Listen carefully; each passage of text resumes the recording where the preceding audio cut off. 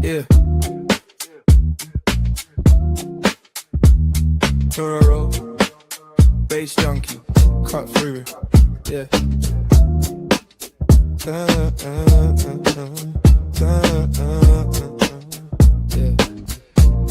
Yeah.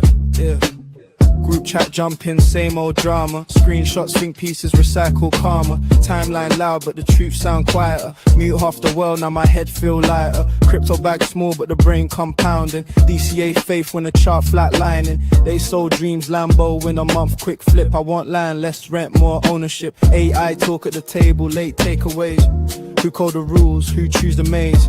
They want our face, our voice, our data. We want our time back sooner, not later. Through the noise, let it fade in the background. Talk your talk real low, still surround sound. Same cold world, but the kettle stays on. My boy, soft light, deep chat, we just cut through the noise. Through the noise, let them scream in the scroll bar. We stay here long form, talking from the gold heart. Same my world, but we're calm in the void. Cup in hand, good friends, yeah, we cut through the noise.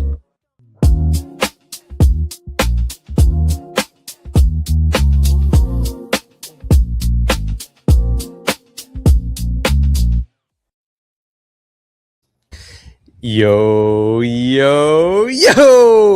and welcome to this week's edition of Cut Through the Noise, the weekly talk show hosted by yours truly and my main man, Mr. Toro, CEO himself, where we give it to you straight. We talk about what's been going on in crypto, how we see the markets, and trends, all that good stuff. So, guys, if you enjoyed this show, this no nonsense, no BS show, make sure you show some love and smash that retweet button. It gives us the energy to keep on going. Now, without further ado, let's pass it over to my wonderful co-host, as always, Mr. Toro. How are you, my man? Good, guys. What's going on, player? Good to see you, man. Love doing these shows, man. We're back with another edition. A lot of alpha to get into. So much has happened in the space, and just in this little span of just weeks. So there's so much to unfold. But I'm happy to be here. I'm more than thrilled to get back to it. Let's get it. Absolutely. I mean, we always say, like, there's never a dull day in crypto, and I mean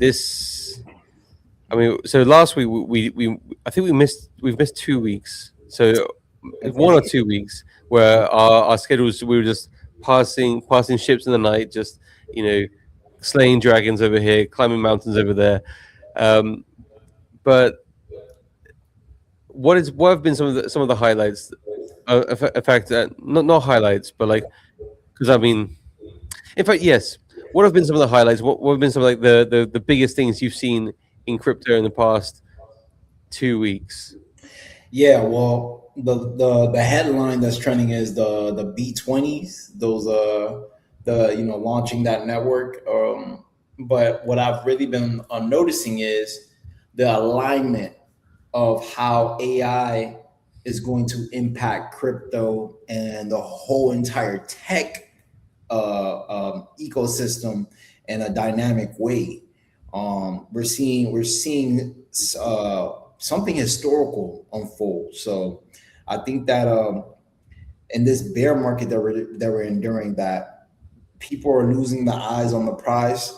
They're getting distorted with the mental Olympics, the psychological warfare of like, when is it over? When is it over? And they're not really realizing the bigger scheme of things right now. So I've noticed that a lot. What about on your end? What's been going across your timeline? What's been hitting up your alerts? What's going on that side? Man, I'd say like the three biggest things that I've seen recently. Yes, the B20 that came out, that launched yesterday. Huge for institutions, RWAs, stablecoins. A great way to like bring business on chain. But I mean that we can unpack that in a minute. And then the Ansem token. Ansem launched, or somebody launched a token for Ansem, and it went over 400 mil market cap. I mean, dude, no joke.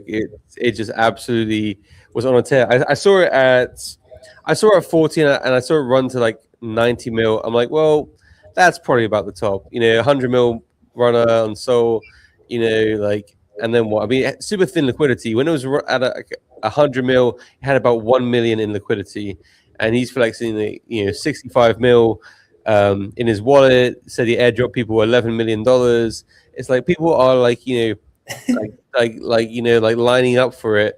Just like, oh, please, can I have an airdrop? Please, please. And the timeline got super beggy. They introduced a new term, beg working, instead of bag working, just beg working, and it's like, oh, how cringe is this? And I was like, I don't want to pardon that. Like, it wasn't my cup of tea. But the token just kept on pumping. It just kept on getting more and more attention. Phantom changed or not changed their PFP, but they posted a Black Bull image on their official account. Solana did the same. Also, like, Black Bullified their logo. It's like, okay, this guy's got motion, and you got Solana and Phantom lining up to support. Dude, do you remember Afro Man? Yeah, of course. Dude, he made a video. He's like, yo, handsome, my man. So, I mean, did you see it? No, man. I could pay Afro Man to do a shout out for me, man. It's like Cameo, bro. Like, but this wasn't like, this didn't look like a cameo. This was like him straight up like begging for some tokens. I was like, hang on, I want to share my screen real quick. okay. Just because, hang on. It's just. But I gotta. There we are. Can you see my screen? Yeah, I see it. Ansem, what's going on? Ansem, this Afro Manson. You know what I'm saying? Throw me a whole bunch of them coins, man. Let me go and do us a good song. I know how to write them songs, man. I do us a song and some videos. And we'll push the Black Bull, man. You know what I'm saying? Right on. Hit me up, man. Afro Man. Yeah. That nigga would do that shit for 5 bands. He'll probably twerk for 25. Come on, bro. But yeah, man, cool, man. Yeah, so I mean that's been huge on the timeline. That's been huge. That's been the recent 100 mil runner, like obviously 400 mil runner on Solana. Yeah. But I think more acutely, what's happening in the trenches right now? Robinhood, the launch of the Robinhood chain, and they had their first 100 mil runner, which, man, I called it last week.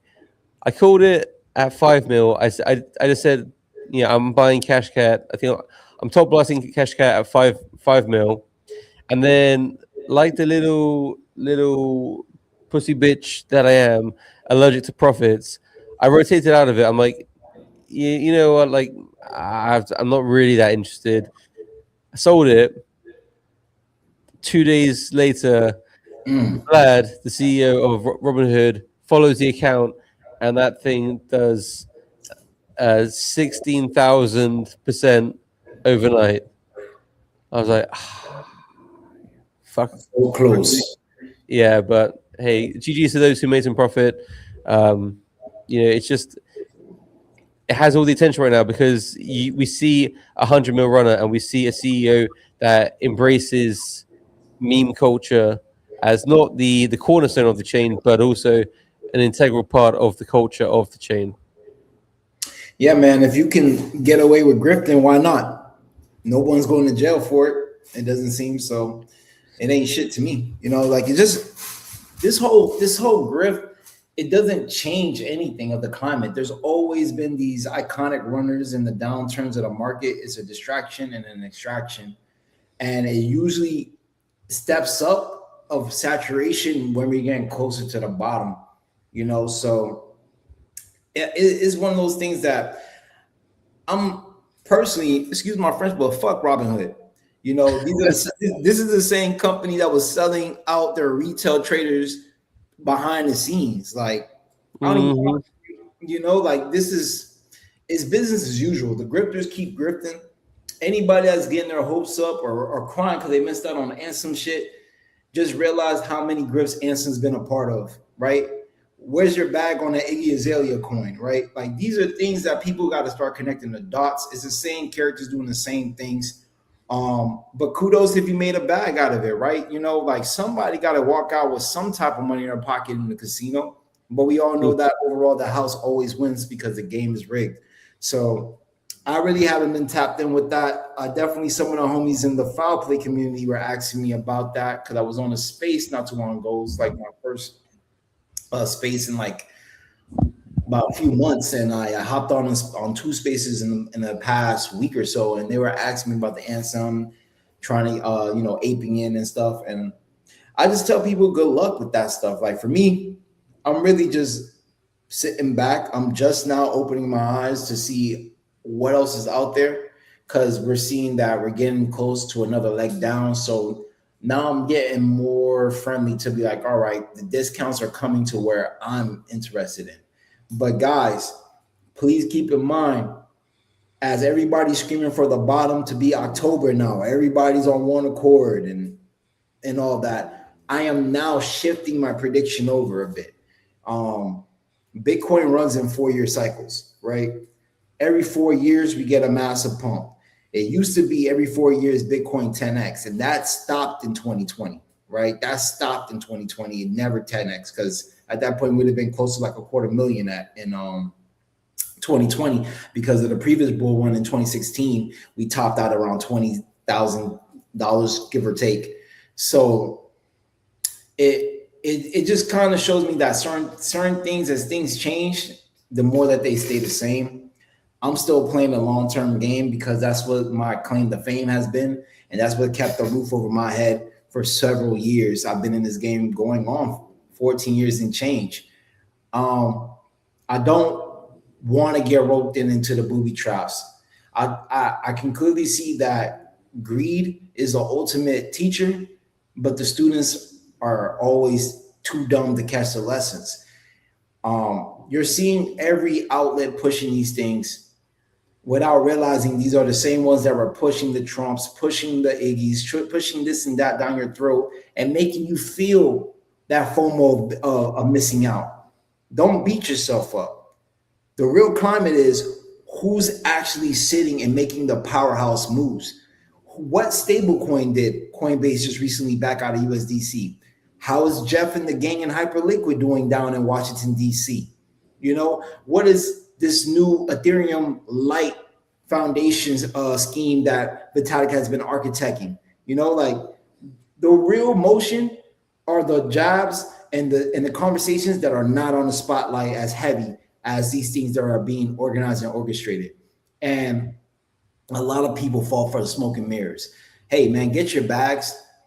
I'm more of that parent that has those uncomfortable conversations of the birds and the bees and let you know how this thing really go versus what you feel this shit go. You know, lock in, keep your head down, stack your money so that you can increase your purchasing power when things bottom out. You know, if you feel like your only means is to keep playing the gambling of the shit coins, so be it. But definitely keep it at a versatile moment where you're not using your main wallet and you have enough chips at all costs to get more dip. If you don't have chip for the dip, you're stuck out of luck, guys. You're out of gas. So like I've been telling people that's been close to me, the name of the game of this year is Survive. It's survival series. Don't get distracted. Don't feel hurt. Find ways, get a job, find a side hustle, stack your bread. You know, the squirrel stacks the nuts for the winter time. That's what the squirrels are doing now, right? That's what they're doing now. They're getting ready for the cold fronts, right? The hardships and the opportunity when it will come in handy. And that's just my personal opinion on that whole situation. But for those that made money, kudos to you. I'm not a hater by far. I have no reason to hate at this point. I'm very blessed and fortunate to just have everything that I own came from crypto at this point. So, you know, that's just how my take is on that. You said a few interesting things. The first thing you said about fuck Robinhood. Yeah, I saw this tweet earlier today. Yeah, Beanie. He's like, did everybody on crypto Twitter just literally forget how badly Robinhood fucked over retail traders by removing the GameStop buy button, and then a couple years later forced liquidated all of its customers Solana positions at the Pico bottom in 2023, right before it rebounded 50x off the lows? Bro, when that happened, I was like, I'm done. Because they already were screwing regular normies in the retail by back end selling those trades, manipulating the retail. But when they started entering the crypto game, the Dogecoin was a signal, but people didn't peep that. But when they started wiping out and you open up your Robinhood and you couldn't do a damn thing about it, I was done. And now you're telling me Robinhood chain? I don't care. It's just one of those things where it's just like the grifters will keep grifting as long as there's some type of interest or hopium sprinkled that these are the big boys that you need to align with, you know? And I can care less. You know, I'm here to keep going. I'm here to keep staying lean and just being able to survive another day in this fight so that I can set up my retirement for good. I'm not here for that quick flash in the pan, because as quick as it comes, it leaves even quicker. Look how thin the liquidity is versus these market caps, guys. You're entering a slaughterhouse. You're entering a trap on purpose, but you guys won't hear me until it's too late, because when the music is going, everybody's jammed out. It's a vibe. That's like the favorite word of scammers. It's a vibe. We're just vibing. Like, what am I buying this for? For the vibes. But once the musical chairs come to a halt and that music stops and you don't have a seat, that's your ass. No pun intended. So you guys got to think about what you're doing here, and let's act like we're adults. I know some of you guys are hiding behind monkeys and donkeys, cats and turtles, but you're a grown man and woman. Think accordingly, invest logically. You would not do this in the real world. You will have a million questions for a normie if they were trying to get your money. Why not here? The rules still apply the same. Facts. Boom. Okay, so you talk about that and the thin liquidity. Yeah, this is one thing that we saw. Like, you know, when Ansem token started to run, obviously it's headlines, you know, big numbers, but the liquidity is, you know, 1% of the market cap, less than 1% of the market cap, to be honest. And you know, even with that, it was crazy to see how many tokens were affected. Because I've never seen liquidity this thin before. You know, like if there's a runner on Solana or a runner on Robinhood, it affects all tokens across all chains. You know, AI tokens, everything is down 15-20% when there's, you know, when Cash Cat's running to 100 mil, because people want to you know, join for the party. Exactly. And you know, the liquidity really is so thin. It's it is gambling. It's musical. You call it is elephants dancing on a glass table. You know, it's so thin that these big boys, when they have enough, when that elephant fat ass had enough, and it's time to sit down, everything goes down. It shatters everything. It breaks everything. When he's showing you 65 M's and airdropping this and that, does nobody remember Ben.eth? Does not everybody remember the Ben token? Do you guys not remember? Like, none of this feels familiar to anybody? Who that guy that you showed on the Twitter? I gotta follow him, because thank God people don't. Not everybody has a short-term memory. Some people still remember being burnt by bad characters. I'm sticking to the majors at this point. I'm looking for the new kid on the block that is a shining star. My biggest wins in the last cycle, I would say, was Aerodrome, Vive, Venice AI, Terminal. That was only like 50K. Dino, that was a shitter that ran up 150K for me. It was just a few. It wasn't a all season that I was used to, but I had my sticks and moves. I had my punches on the bag.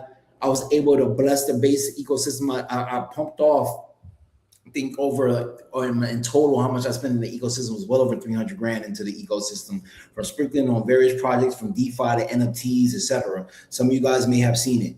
No punks. That's where you came on the scene for me. I was like, dude, who's this cat that's buying these by the bag? Yeah, man. And it's just, I was trying to give the next generation an opportunity to grow. But now I know better, right? And it's unfortunate that a lot of these projects that we stand behind, and some are our peers, quote unquote, founders or ex-founders, are no longer here, no longer champion based, no longer champion the ecosystem, no longer can even weather the storms with their means. I just had a private conversation with a team. They're dissolving. They're dissolving, you know, and I'm not saying no names, but they were prominent on base, man. They were very prominent on base. And now it's back against the wall, looking at other chains, looking for other grants. It's really hard. So in these conditions, I've always learned that self-preservation is key. That's the number one rule for anybody jumping off into the deep end, is self-preservation. You know, so yeah, man. Yeah. I mean, you can't help others if you can't help yourself. Bingo. You mentioned earlier as well that now consensus is that October is going to be the bottom. I thought October was going to be bottom from a dozen different people. You're shifting your view. I'm shifting. Because, and I see the rationale there, because the market makers, their absolute favorite thing in the world is to trap retail, just wrong foot retail, like like so make their money, man. Like they love it. They can't get enough of it. Just all these bull traps, bear traps. yeah. I mean, people are saying the bottom's in already. Others are saying there's another leg down. Jake Davis of the world. Man, it's dangerous to think. He said, "Buy now." It tanked a week later. It literally, like, not even a week later, it tanked even further. Yeah, we all need to pay attention to people like Jim Cramer just to inverse trade that stuff. Exactly. Do the opposite of what they tell you, man. But yeah, I'm definitely shifting my views, and it's based on the logarithmic timeline or lifespan of the price movement of Bitcoin. What do I mean by this? Like I said, I've been preaching that Q4 is always a bottom. Unfortunately, it may not be this year. I'm still going to DCA a bit because I don't want to be caught out here naked. But if you look at it, when did the last bull run start? 2024. What was the one before that? 2020. What was the one before that?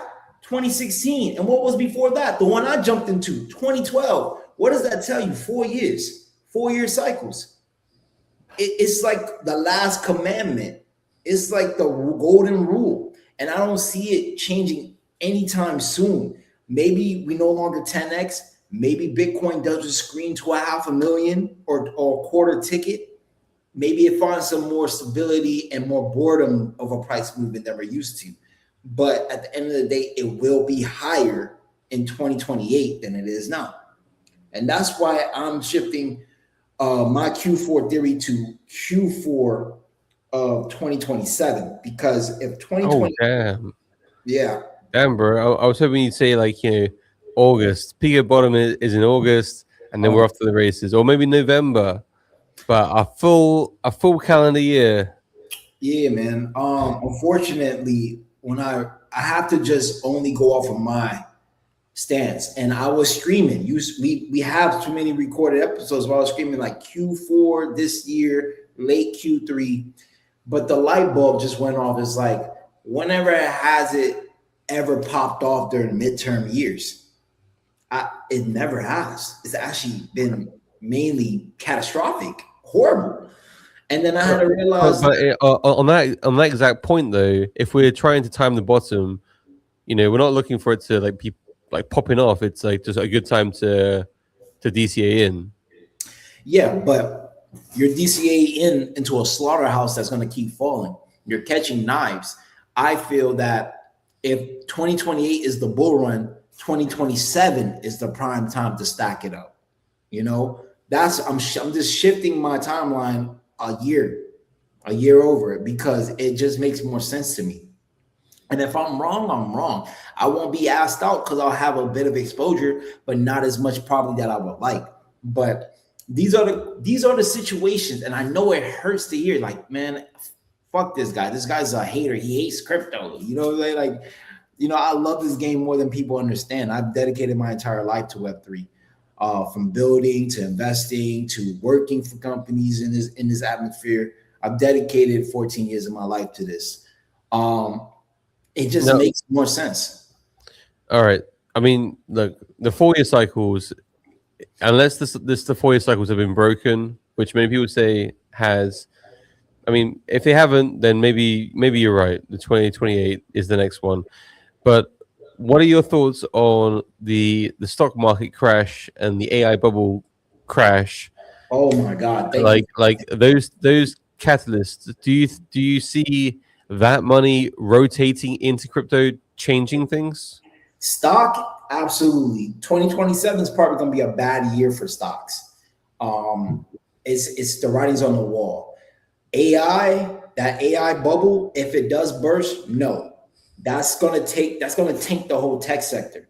That's not what we want to see, but the AI bubble is real, and it's all about if or when will it pop.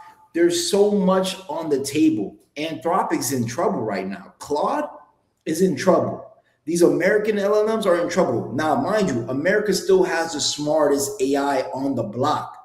But people are starting to realize, do I really need the most smartest AI to perform my day-to-days? No, I just need something that is good enough. So if you notice what China's been doing, China has been playing chess on another level. You mean to tell me that you can give me an LLM that's about within 90 to 95% performance of the smartest LLMs coming out of America, and it's only a fraction of the price? Think about that. And they're purposely keep making them open source. They're giving them away for free because they didn't have to do too much work thanks to distillation. America has spent over $10 trillion to train these models. All China had to do is just look at the homework and then use all that research to train their models and compact it in a smaller unit and just give it out for free. And by doing that, how can American companies compete? If I'm constantly charging you an arm and a leg to use my service, and my competition keeps giving it to you for free, how can I compete with that?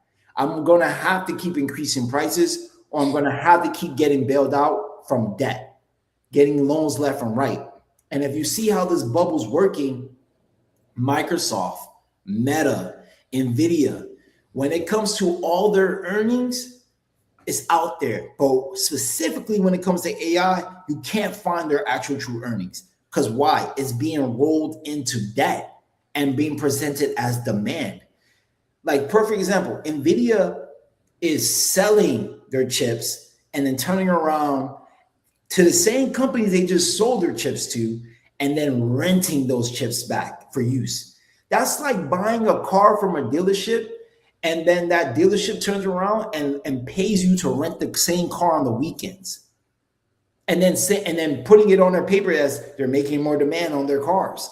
It doesn't make sense. This is how the bubble, what we saw in the .com era, this is magnitudes bigger if this thing pops. But we're talking about a whole nother level of money at play versus the .com era.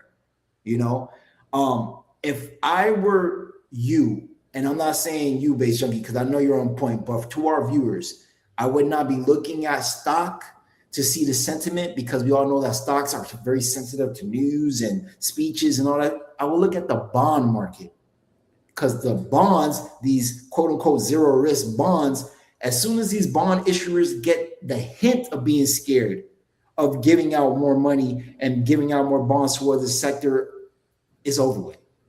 It's over with. And that's what people need to focus on. If you look back at the .com era, the market was already tanking a year in advance while these .com companies were still spending money. And that's what we're going to see if things head in the same direction. Now, I'm not a fortune teller. Maybe the bubble will never pop, right? But standing on the stance that people are going to be using American AI models because they have no other choices is such a flawed out pitch, because they do. And that choice is China. And we've seen, did you not see the latest LLM coming out of China? It was created by a Chinese DoorDash company. You have a Chinese DoorDash company that put out an LLM that's competing with Google Gemini. That is disturbing. That is disturbing. It's called Long Cat. For anybody thinks I'm bullshitting, look up the benchmarks and the scoring on Long Cat, and then look who created that. It's literally a Chinese DoorDash. China has been doing this formula forever. They see, look at Tesla, right? Tesla with their EV cars. There's a reason why you can't get your hands on Chinese EV cars in the American market. If Chinese EVs were allowed to come into the Western market, Tesla would tank overnight. The value, because those EVs are cheaper, more efficient, have way more benefits, and it will undermine the main competitor, which is Elon, that's dominating the EV on the Western market. Same thing goes with these LLMs. We've seen them do their knockoffs. China, I call it the knockoff, but it's too legit to quit at this point. When I'm seeing a DoorDash company, a DoorDash-like company, putting out something that can compete with a multi-billion company, like a multi-billion-dollar company like Google, you have to ask yourself, what does the future look like for the sector? Yeah, I mean, at the end of the day, for a while, I think DeepSeek was the first time that I saw the Chinese models, quote unquote, like, you know, leapfrog the American ones, because and for a fraction of the cost. And I remember there was lots of speculation, like, oh my goodness, if they can do this for so much cheaper, then if they can have the most advanced model for a fraction of the cost, then they just must be so much more efficient. And then it turned out they were just standing on the shoulders of giants and just managed to pip them at the post on like one little thing and get a slight edge for a fleeting moment in time. But, you know, we see large companies, CEOs. I think Brian Armstrong was even talking about it, about the costs of the LLMs, and it's like we're using Chinese models to do some of the stuff, and maybe every now and then, maybe you have, like, you know, one maybe you have Claude at the top, like a manager level, and then you have all the execution level stuff. If you look at every LLM that's leading, you're seeing Chinese LLMs all through that. DeepSeek, Kimi, Qwen, GLM 5.2. These are all Chinese models that are up-paring and upscaling OpenAI and Google and right behind Claude. Guys, you got to understand, do you not remember a year ago when everybody was just using GPT and that was just good enough? Mm-hmm. Now you're having these LLMs on steroids for the fraction of the price.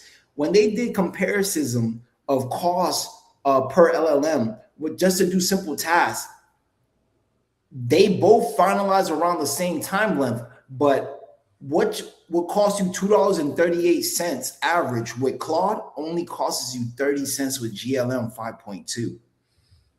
Like at the end, like, you gotta think about this. Like, you don't. I'll say this one last thing, and this is a question to you, Base Junkie. If you were in accounting and you have Claude can do a general purpose overall, right? But it costs an arm and a leg, versus an LLM that specifically is solely created just for accounting. It specializes and solely was built for accounting, and it's only a fraction of the price. What would you use? I mean, it's a no-brainer. Like, obviously the cheaper model, if it gets the work done. Exactly, and that's what we're seeing. That's why I brought up the Long Cat Chinese DoorDash example, because we're seeing that not only are these LLMs from the Eastern market are being cheaper, but now it's starting to create the conversation of, like, I don't even need my LLM to be a photo generator or making videos. I just needed to do taxes. I just needed to do the legal infrastructures. I just needed this. And that's where those niches in catering happening, you know? So all of these things are undermining American AI companies, and America has to figure out how to keep its chokehold on this game. Because right now, as it stands today, we are the top apex of predators. We have the smartest LLMs out on the market. But the gap keeps getting closer and closer to at some point you won't even care. 6 months from now, when the new Claude version comes out, there's going to be a wave of new Chinese LLMs, probably another GLM, and it's going to be as good as Fable 5 or better. You won't need the latest Claude at that point. So you see, this thing is starting to eat up and catch up long term, and that was the goal all along. Yeah. Before we started the show, you mentioned that you were doing some testing yourself. I haven't tried Claude Fable 5. Talk to us about your experience with that, and then the comparison you made. So I put $50 in a bunch of LLMs and gave them the exact same task. I used for Claude Fable 5. I use ChatGPT 5.5, which is good. ChatGPT is definitely in a good spot right now. And then I use a bunch of Chinese models. Fable 5 couldn't even complete the task. It burned through $50 in less than 5 minutes. Make it make sense. It literally, when you could just add a credit instead of having the reoccurring charge. I set them up. Gave them the exact same thing. Claude did not even finish the task because it ran out of money. That's ridiculous. I mean, $50. That's a lot. That's more than a day's wage in many countries. To be done in 5 minutes. I mean, it was like throwing your money literally into a pit of fire. That is not attractive. And Anthropic knows this, but Anthropic knows that it can't go that much cheaper. And why? Because it's costing them too much, brother. It's costing them way too much to stay afloat, and they got to keep their investors happy at the same damn time. Like you can partner with this person, you can partner with that person, you can cut them a check to keep building you up data centers. But even data centers are getting now the left hook, because we're seeing what happened to the Telegram. You remember the Telegram was just like a little message that would come through these polls. Then somebody was like, I could just make a device that allows me to speak directly to who I want to instead of sending a letter through some Morse code to Telegram. And that's where we got the telephone. That's what was happening to the data centers. We're seeing now that every home can be a data center. Electric cars can be data centers, a part of a grid-like data center infrastructure. So there's no need at long term to have these billion-dollar data centers that are destroying our ecosystems and polluting our water. A lot of these things that they gas us up on, and a lot of these billions that were cut out in the belief that we were going to stay dominant are now being questioned.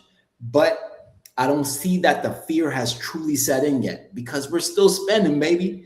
We're still getting more loans. We're still chucking out more. We're still upping the prices on the cost of tokens. And you have to understand, they know that what they're giving us as a technology is not good enough. If I gave you a platform that can produce you $1 million company, I wouldn't charge you a monthly subscription. I would charge you equity. I would charge you 10% or 30% of your company, because you're using my resources. Why don't they do that? Because they know that at the end of the day, these things are hallucinating like they're on shrooms. You understand? You have to, it's trial and error with these guys. And like all these people that are doing one shots is because they're basically just doing one shots on website design. But when you're getting into programming, the actual back-end development, software development, baby, these AIs lose their mind. They lose their mind, and it racks up on your bill. Yeah. I mean, I think we're both on the same page that an AI bubble is like it's a ticking time bomb.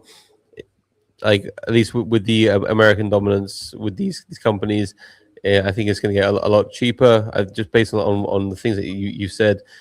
China is catching up fast, and people are waking up and just realizing that, spending $50 in 5 minutes isn't cool.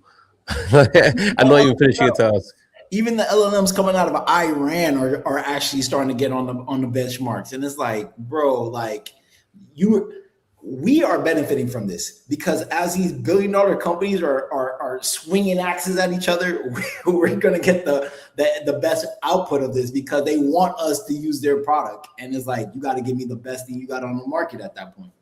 Yeah, I mean, competition is king, and it drives more innovation. And pivoting a bit, but staying on the competition side, Yeah. Robinhood. Yes, people have a short-term memory, but it is the EVM.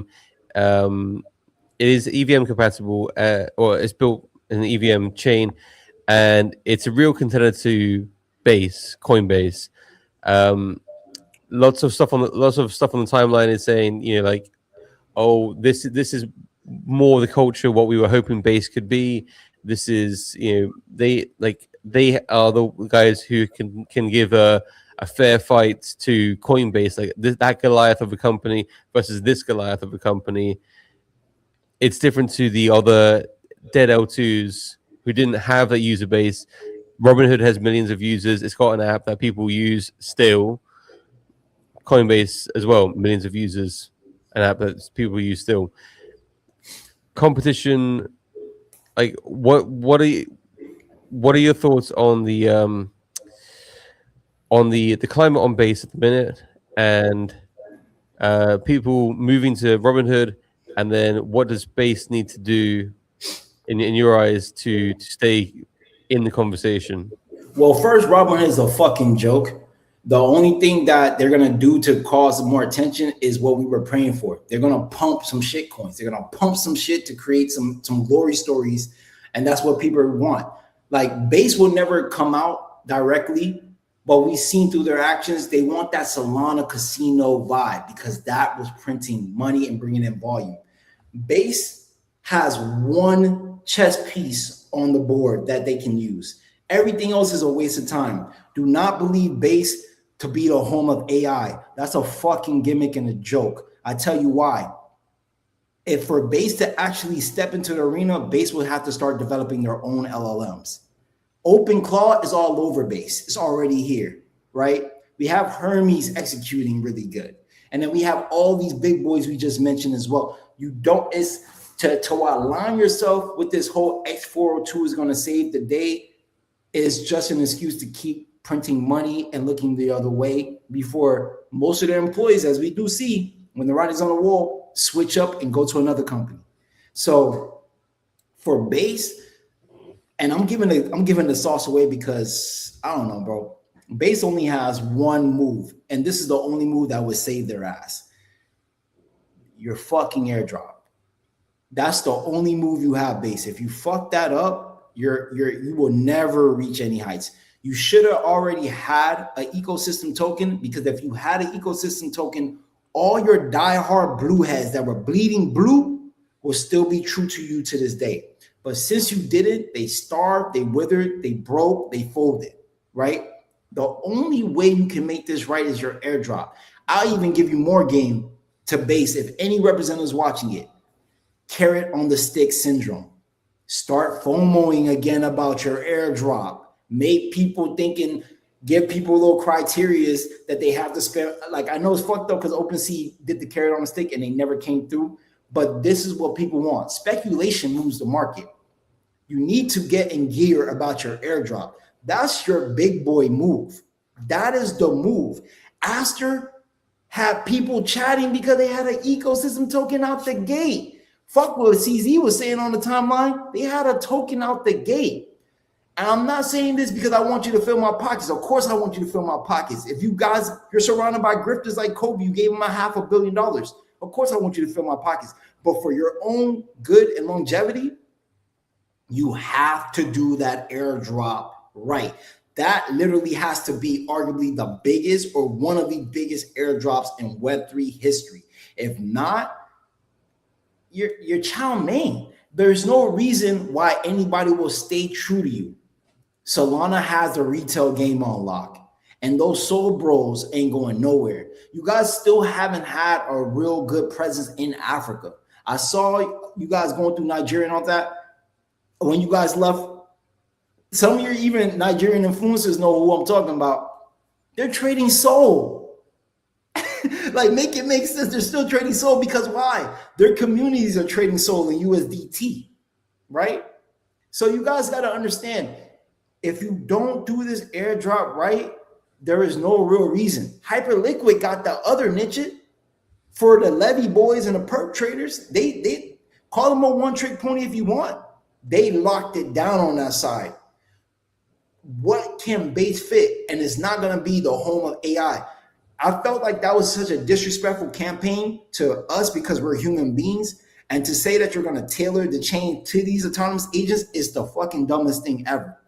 It won't work long term, because as soon as you try to do that, Solana's going to do it. Arbitrum's going to do it. Matic is going to do it. Hyperliquid is going to. X402 is not exclusive to just Base. So you have to find your foothold. The first thing you got to do is set the infrastructure correct finally, which is having an ecosystem token. And don't fuck it up. And I know Coinbase can do it. I know Base can do it because Venice AI proved it. And their buyback situation is attractive, even though I'm not probably going to get that deep back into Venice AI. That's just me. I still respect Eric Voorhees. Eric Voorhees is one of the guys that definitely bettered my life. Shout out to Shay Shit Fox team. I'm very close to that team. I love them with my dear heart, which was his former project before he moved on to Venice. But I can see the writing on the wall, certain things, because Venice has his own setbacks by having a governance token and private investors that are trying to explain the buyback and how that's beneficial. It's still a one trick. It's still the same game. So I know, but that airdrop was right. That's the move. It was smooth, brother. It was smooth. And then the rally through the bear market, it was like watching Muhammad Ali come back to life, bro, on some real stuff, bro. Like, that's how I know that they have the means to do it. They just have to do it. I don't know when. I don't know why they haven't done it yet. It's probably going to be a line closer to the actual bull run. And again, mark my word, it is July 9th, 2026. The bull run is in 2028. I know you guys don't want to hear that, because that means some of y'all have to put back on the McDonald hat, put on the red polo like the meme, like the Wojak meme, and get out there and start flipping shit to make sure that you have enough chip for the dip. And this is why I love doing this show with Base Junkie, because he tells me straight up, man, just flow and speak your mind. So I don't have to do the bullshit. I'm not getting a check, so I can just tell you the real game beyond the smoke and mirrors of this. You understand? I can show you how to make $1 million. I made 7. I was a top 50 contributor when the Voyager went down. I lost 2.5 in that one on alone. So there's not an argument of me being tainted to line my pockets by any means, because as you guys can see, outside in the trenches, ain't much going on. And if you're looking for a sim to save you, you're retarded or lost or new. So guys, I'm giving you the game. The bull run is in 2028. Make sure you have some type of savings to maximize your purchasing power. Even if you walk away from the next bull run with $100 grand, right? $50,000. You have to think in the normal world how long it takes for somebody to have that much money at one time. People work their whole year, and before taxes average about 40 to 45K in America. That is the average for most states and major cities. So if you think about that, and you can get that in a year and change by just staying focused, staying down, and watching out for the booby traps, you're ahead of the curve versus 90% of our society. You guys got to understand what's going on. They're taking your money. They're pulling a SpaceX. You saw what SpaceX did with the money? Dumped the tokens, and now they're buying what? Gold.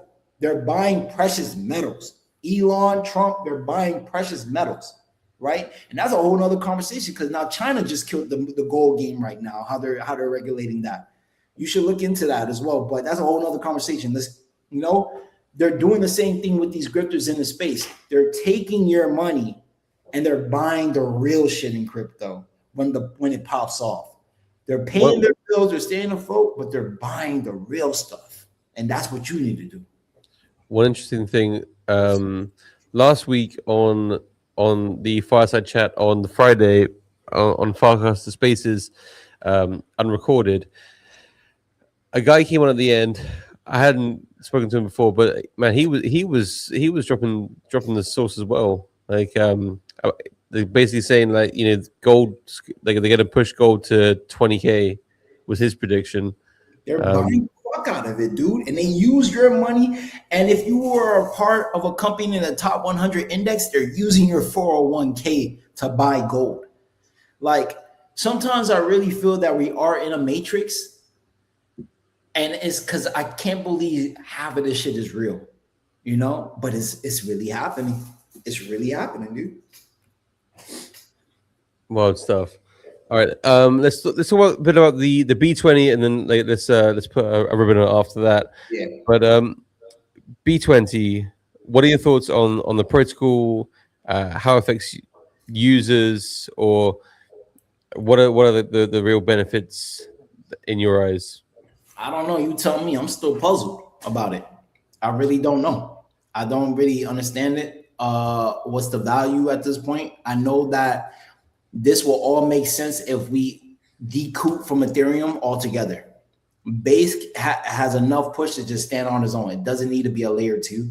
It doesn't need to say Base is Ethereum, Ethereum is Base. Fuck that old campaign. Base is Base. Base is Coinbase. Base is America. This Base is number 1. That's what they should be pushing, right? We should be just a layer 1 chain. We don't need ETH. As you can see from 8 major contributors on ETH that jump ship and dump their bags. I'm talking about whales that have been locked in from the beginning. Core contributors that created these tokens and these protocols are jumping ship. The guy that created sharding jumped ship. The guy that created ERC20 tokens is now thinking in his head, I should have jumped ship. I don't really know, but Base Junkie, this is where I look for your expertise in that. What do you feel like the benefits of this and where we can go? I see, shout out to my brother Goya, man. Did the first signature on a network. That guy's always thinking forward. I think he put the message smoke out there, or a smoke signal, or I have no idea, but he was the first to do something to write that have a message out there on the network. So that was really cool to see. I mean, yeah. You know, shout out to Goya. I think that's him and Dalo Frog are two people that I see, and I think Apex as well, perhaps, you know, really like pushing to be like, you know, the first at stuff, trying out new protocols. But in terms of B20, I think for the most normies, it doesn't really affect us. Like it has all the functionalities of the ERC20s, but it has a few extra gadgets under the hood that make it ideal for on-chain businesses. You know, like for meme coins, it's irrelevant. You wouldn't need to use a B20. I agree.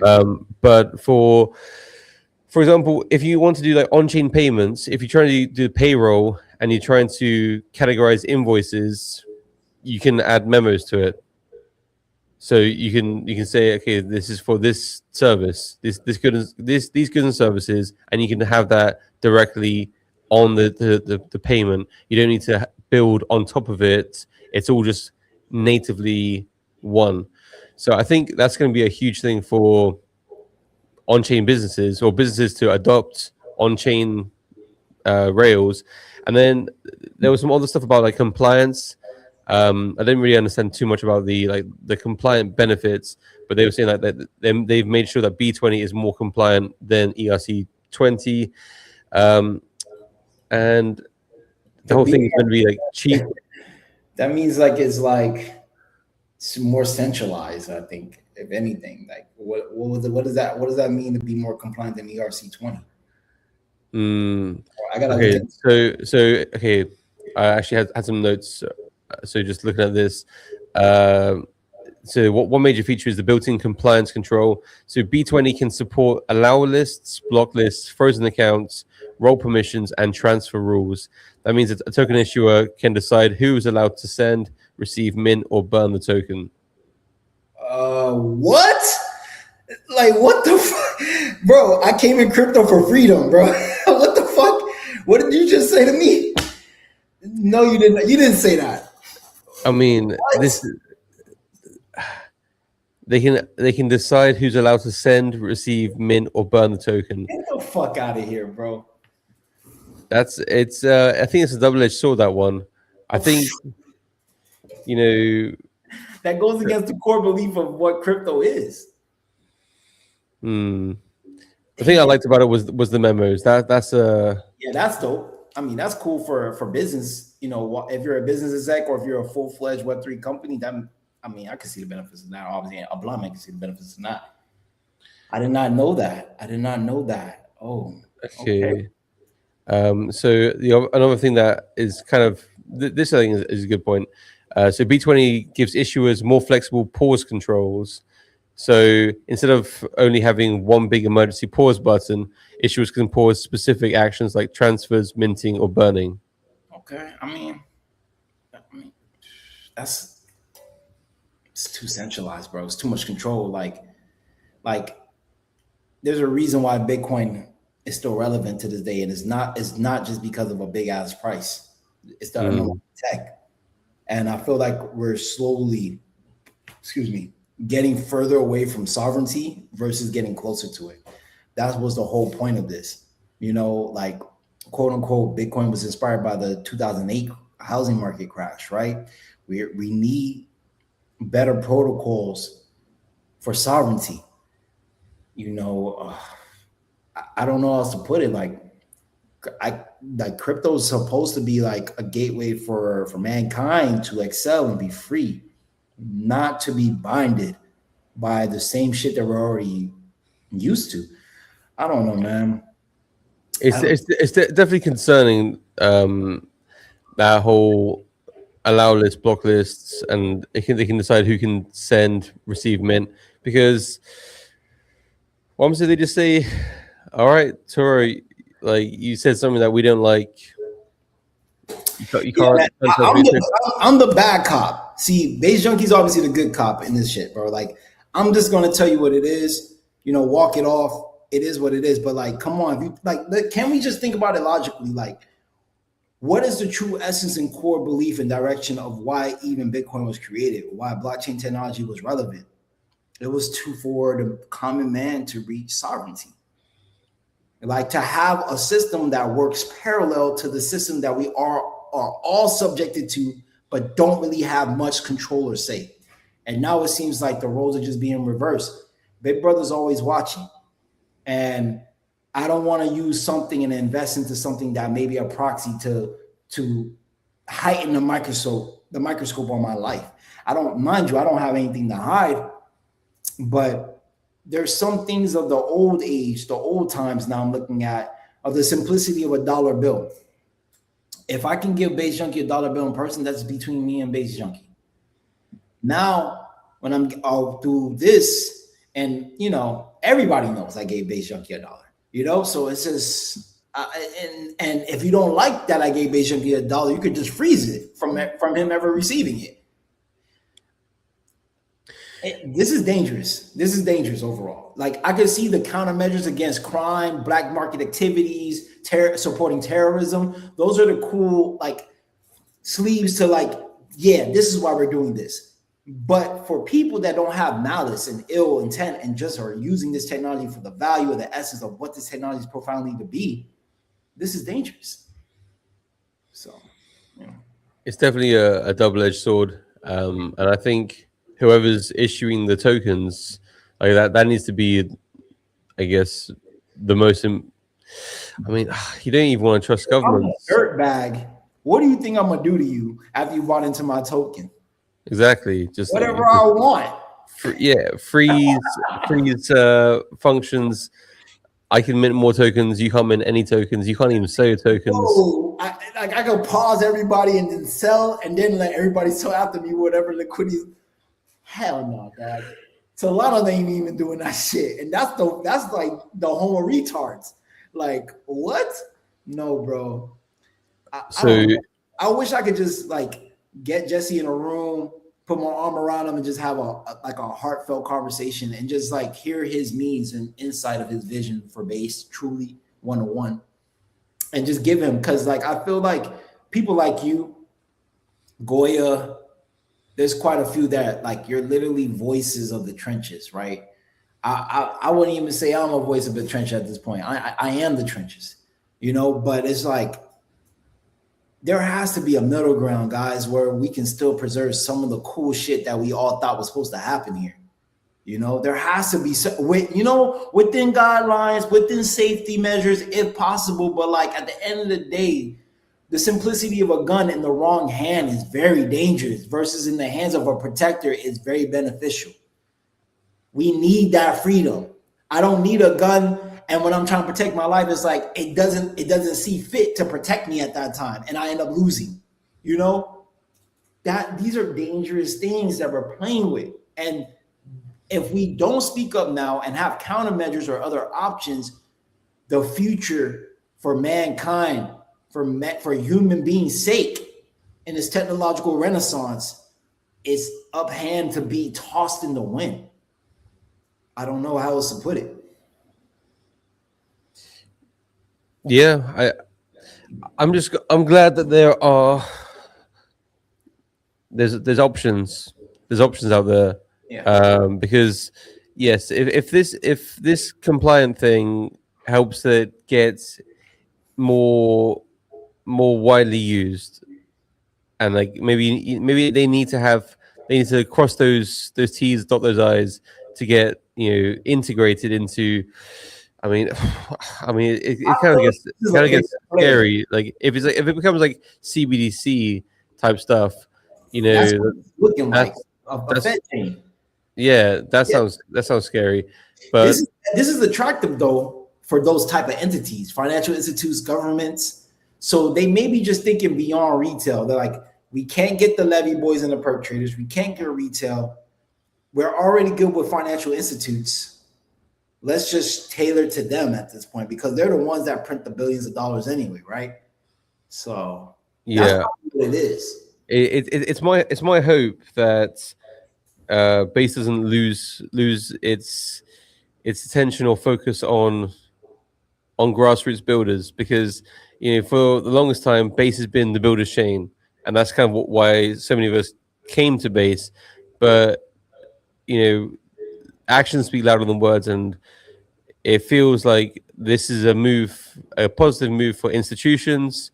But there hasn't really been much of and you know, there's, you know, the metrics are up and to the right for transactions and, you know, volume going through the chain. However, when I speak to real people, it's quieter than ever, and it's like, well, hang on, how is everything looking so positive on the charts, whereas on the timeline it's crickets. Mm-hmm.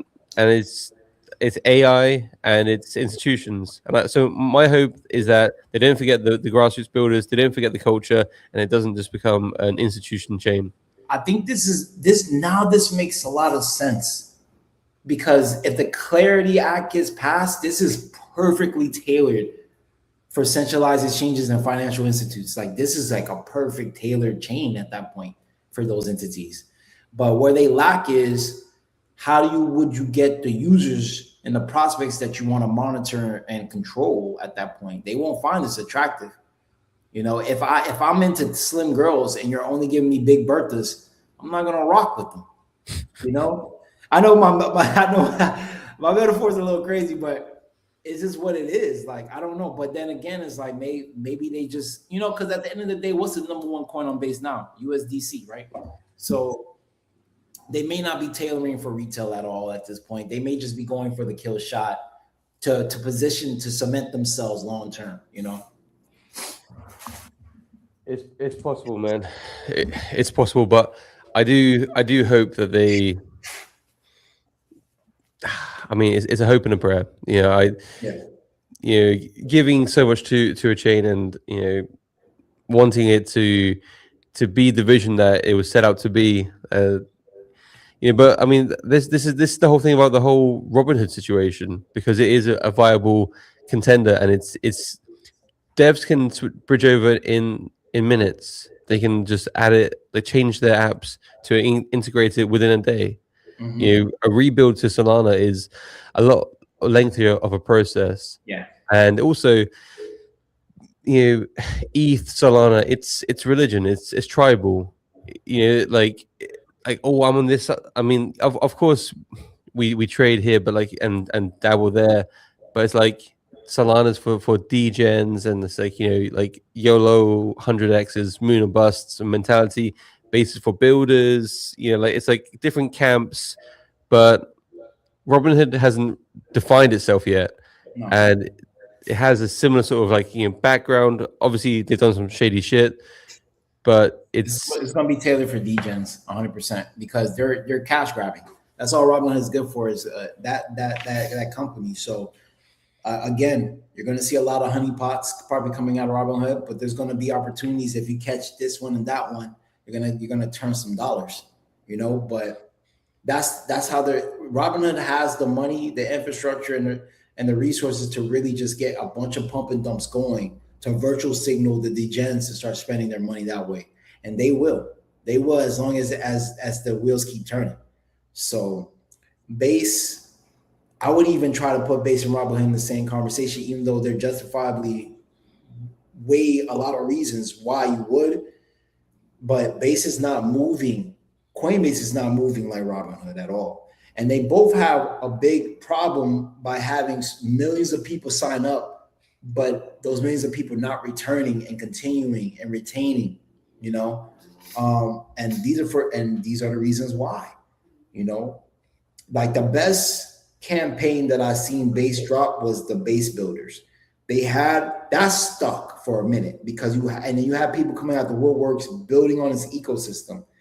If there was an ecosystem token at that time where all these builders were building and their products were trading for the Base token, you will hear it wouldn't be quiet on the timeline like I'm seeing right now. It wouldn't. When you say Base Builders, do you mean Base Batches? No, fuck no. I'm talking about the campaign of saying keep building. It's still day one. That virtual signal. You know how many builders didn't even enter Base Batches? You know how many builders that did enter Base Batches and didn't get selected, and they still kept building. Like they were just building to build because they knew that, hey, if I become a rock star here, my product is becoming a pillar of this brand, of this ecosystem. And Base, and on the bright side, guys, I'm not to be a negative Nancy, but Base is still very young. So it can recalibrate and reposition itself if it does the right moves. But to me, the only move this is chess, not checkers. This is chess.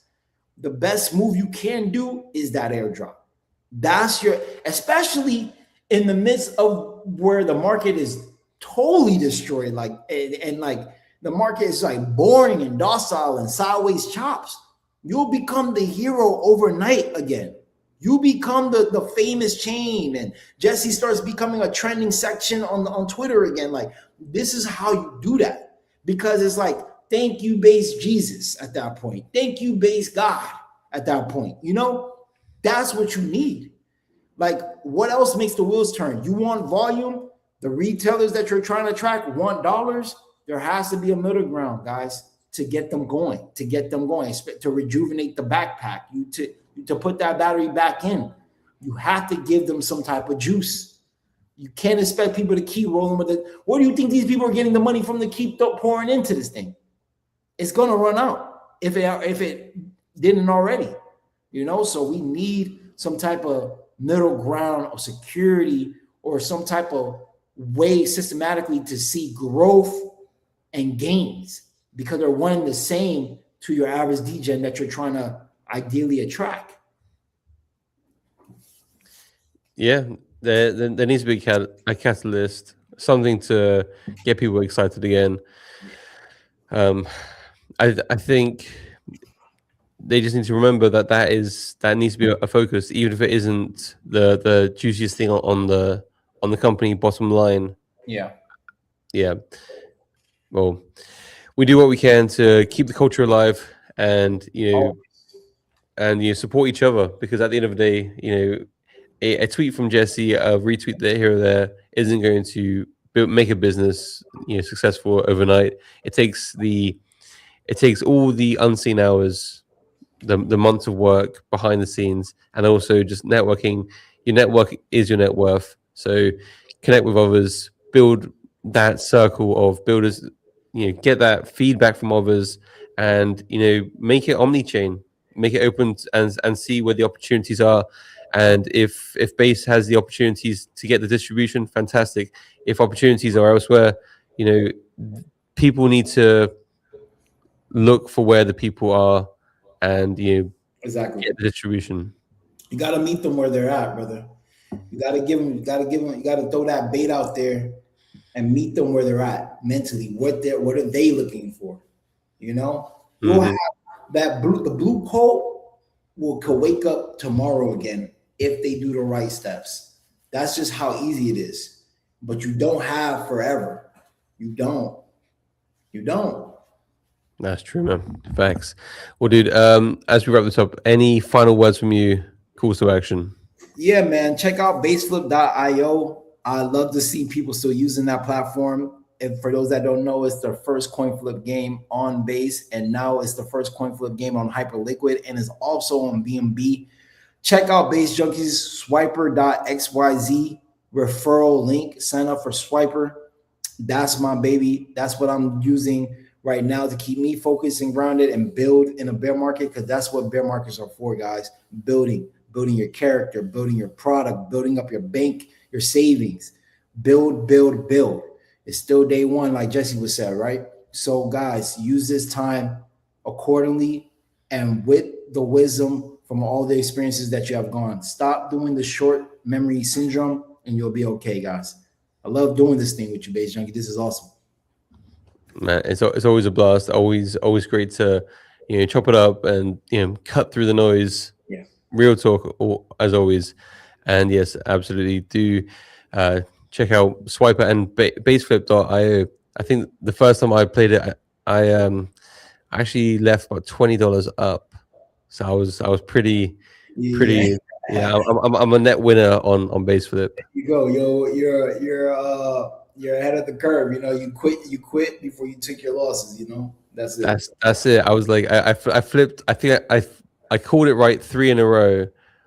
I won, I lost, and then I won 3 in a row. I'm like, that's enough luck. Like, I'm not, yeah. Yeah, for sure. All right, man. Always a blast. And to everybody who tuned in, big shout out to you. Thank you.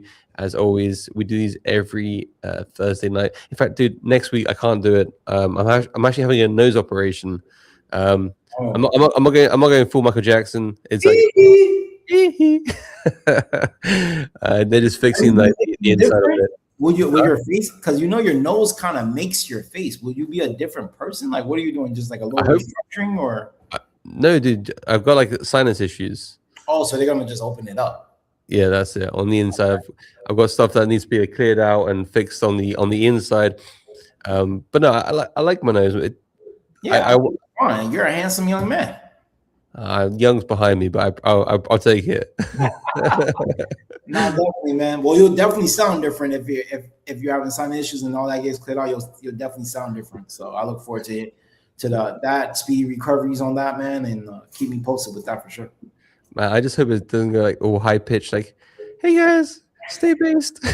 That could be your wave, bro. That might be like your signature voice at that point. Man, Mickey Mouse on chain. The ticker's Mickey. I love it. All right, brother. Always a blast. And to everyone, until next time, stay safe, stay healthy, but most importantly, stay based. Peace out. I'm a baseline junkie. I'm a baseline junkie. Tell him again. I'm a baseline junkie. Tell him again. And I like it funky.